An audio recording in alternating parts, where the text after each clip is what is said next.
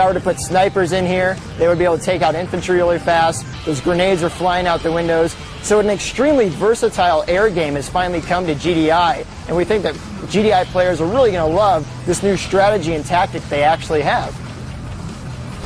And now that I've come across this base and found my final target, which is this Nod Kanyard, Granger has awarded me one of our new support powers. This is an orbital strike that fires high kinetic energy projectiles down from space to rain down on enemy forces and enemy structures. It's going to be a pretty powerful late game power for GDI, and something that we think the fans are going to like. So all these new changes to GDI is going to be really cool. It adds a lot more customizability, a lot more versatility to the units, and also bringing back some of that Tiberian Sun technology, which is really cool finally for CNC3. So now that I've shown you some of the new GDI toys you're going to have in the expansion, let's jump over to Nod, and I'll show you some of those cool new Nod units. So as we come into this environment, you're going to notice kind of a new look.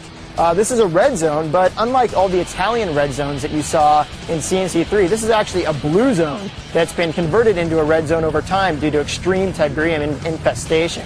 You're going to see a lot of new environments in CNC3 Kane's Wrath, because we're going to be taking you global with that global conquest mode. So you'll see environments in Russia and China, Southern Africa. You're finally going to get to see the Tiberium globe at its fullest with CNC3 Kane's Wrath. And we're very happy to introduce one of our brand new Nod units. These are the Awaken. This is a Nod cyborg unit that makes a return from the Tiberian Sun era yet again. And these are actually remnants of Cabal's former army that have risen to help Nod in the Third Tiberian War. They come with a machine gun that's actually welded onto their left arm, which is going to make them an extremely powerful anti-infantry unit. They're going to be no match.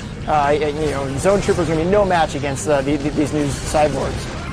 So we actually released a concept art of these guys in the previous CNC TV footage, and I know the boards have been going crazy about who are these cyborg units. So they are indeed cyborgs, and they're back for now Kane's Wrath. So you can expect again to see more of that technology from the Tiberian Sun era coming back over to the new CNC3.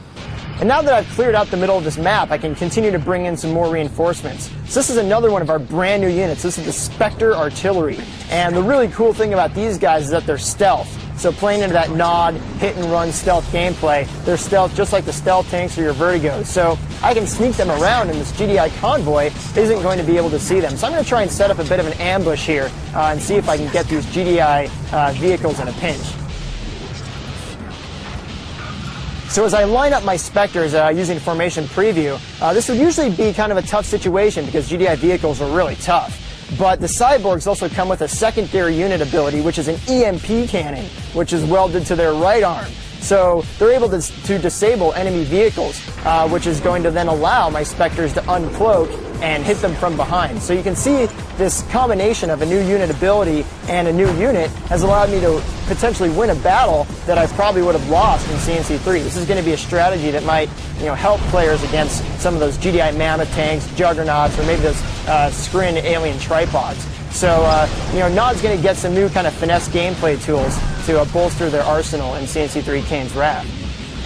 And obviously this GDI convoy was going somewhere, so as we continue to explore the map, we find this GDI base up in the northwestern corner. And it looks pretty heavily defended. They have some watchtowers, guardian cannons, you can see lots of infantry in here. So obviously the first step I want to take out this base is to nullify its power supply. So to do that, I'm going to use another kind of stealthy tactic that we're adding into Kane's Wrath. So you see here some familiar units from CNC3. This was the Shadow Team, which was an infiltration unit, and we've given them a new unit ability. This is to deploy an artillery beacon anywhere on the map. So as I move these shadows in, you're going to see that I deploy that beacon, which is stealth, and so the enemy cannot see it unless they have some of those stealth detectors. Now, once I've deployed that beacon, it allows my Spectres to bombard anywhere in the radius of that beacon. So if the enemy doesn't see it, I can potentially launch artillery strikes from anywhere on the map. So I'm going to go ahead and do that to target the enemy power plant